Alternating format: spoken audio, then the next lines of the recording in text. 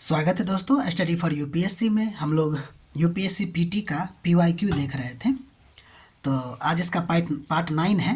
देखिए क्वेश्चन, 1946 में गठित अंतरिम सरकार में कार्यकारी परिषद के उपाध्यक्ष के बारे में क्वेश्चन पूछा है। ऑप्शन के अकॉर्डिंग इसका आंसर जो है आपको जवाहरलाल नेहरू है।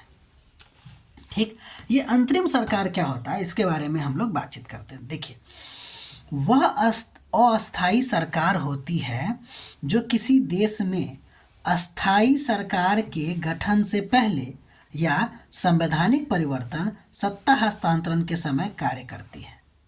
ठीक, इसका मुख्य उद्देश्य प्रशासनिक निरंतरता बनाए रखना और देश को नई राजनीतिक व्यवस्था की ओर ले जाना होता है। तो ये है आपको कार्यकारी सरकार या अंतरिम सरकार इसको कह सकते हैं। अब देखिए दूसरा क्वेश्चन है, ये अच्छा क्वेश्चन है कि निम्नलिखित में से कौन कौन भारत सरकार के अयोजना यानी कि नॉन प्लान व्यय में शामिल है। ऑप्शन देखिए, रक्षा व्यय है, सब्सिडी है, पूर्ववर्ती योजना अवधि के लिए से संबंधित सभी व्यय और भुगतान, ब्याज भुगतान।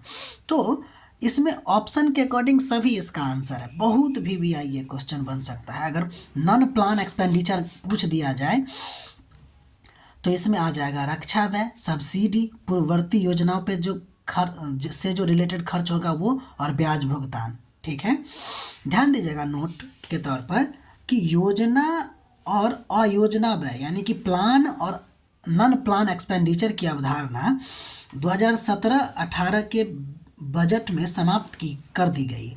अब सरकारी व्यय को यानी कि सरकार जो खर्च करते हैं एक्सपेंडिचर को रेवेन्यू एक्सपेंडिचर और कैपिटल एक्सपेंडिचर में वर्गीकृत करके देखा जाता है।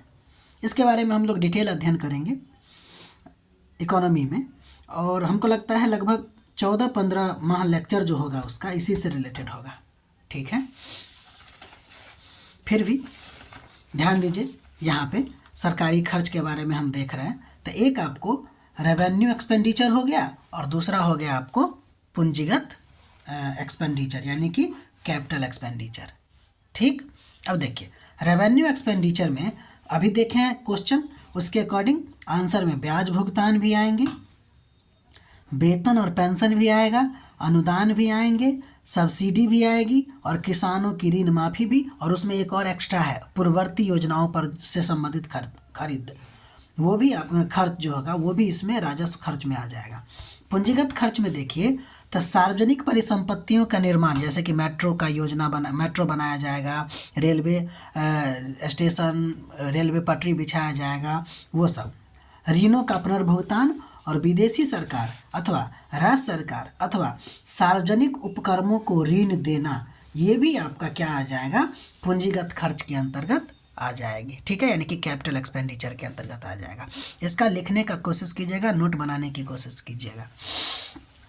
अगला क्वेश्चन देखिए, थोड़ा सा बड़ा क्वेश्चन है इसलिए ध्यान से पढ़िएगा।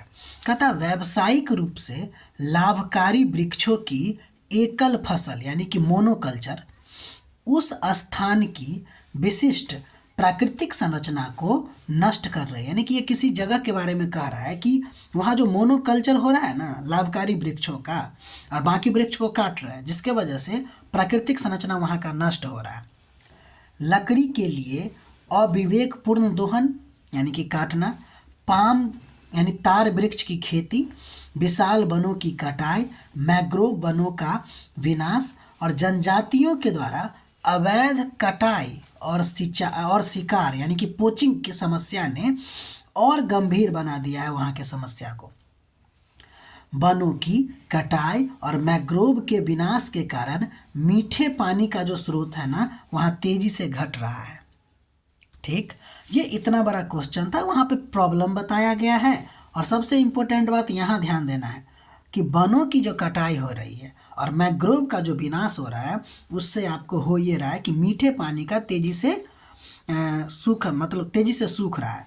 कहता उपरोक्त कथन किस स्थान से संदर्भित है। तो ऑप्शन है सुंदरबन, केरल तट, उड़ीसा तट और अंडमान निकोबार द्वीप समूह। तो इसका आंसर हो जाएगा आपको अंडमान निकोबार द्वीप समूह। ठीक है, अगला क्वेश्चन देखिए कि मुगल चित्रकला शैली को भारतीय लघु चित्रकला की विभिन्न शैलियों की रीढ़ मानी जाती है। ठीक, निम्नलिखित में से कौन सी चित्रकला शैली जो है वह मुगल चित्रकला से प्रभावित नहीं थी, ये क्वेश्चन पूछा है। और ऑप्शन में आपको दिया हुआ है पहाड़ी, राजस्थानी, कांगड़ा और कालीघाट। तो इसका आंसर हो जाएगा कालीघाट। कि मुगल चित्रकला से कौन प्रभावित नहीं था, तो कालीघाट, अकॉर्डिंग टू ऑप्शन। अब ध्यान दीजिए, अगर हम भारतीय लघु चित्रकला की बात करते हैं तो इसको दो पार्ट में बांट लेते हैं, एक मुगल चित्रकला से प्रभावित और दूसरा मुगल चित्रकला से अप्रभावित। हमसे अप्रभावित पूछा है, फिर भी देख लेते हैं प्रभावित कौन कौन था। तो देखिए, 3 स्कूल जैसे कि राजस्थानी स्कूल, पहाड़ी स्कूल और दक्कनी स्कूल प्रभावित था। इसमें इसके अंतर्गत अलग अलग चित्रकला आते हैं। जैसे राजस्थानी में मेवाड़, मारवाड़, बूंदी, कोटा, बीकानेर, किशनगंज, ये मुगल चित्रकला से प्रभावित है। पहाड़ी में देखिए गढ़वाल, बसोहली, गुलेर, कांगड़ा, ऑप्शन में भी था कांगड़ा। दक्कनी में देखिए बीजापुर, गोलकुंडा, अहमदनगर, ये सब के सब जो लघु चित्रकला है वो आपको मुगल चित्रकला से प्रभावित है। हमसे पूछा था कि कौन नहीं है, तो ध्यान दीजिए, कालीघाट जो ऑप्शन में हम लोग टिक मारे हैं, ये बंगाल का चित्रकला है। मधुबनी वाला अपना बिहार का, वारली यानी कि महाराष्ट्र का, और पट्टचित्र यानी उड़ीसा का। ठीक है, ये सब जो था आपको मुगल चित्रकला से अप्रभावित था। ठीक, तो ये था PYQ UPSC का पार्ट नंबर 9।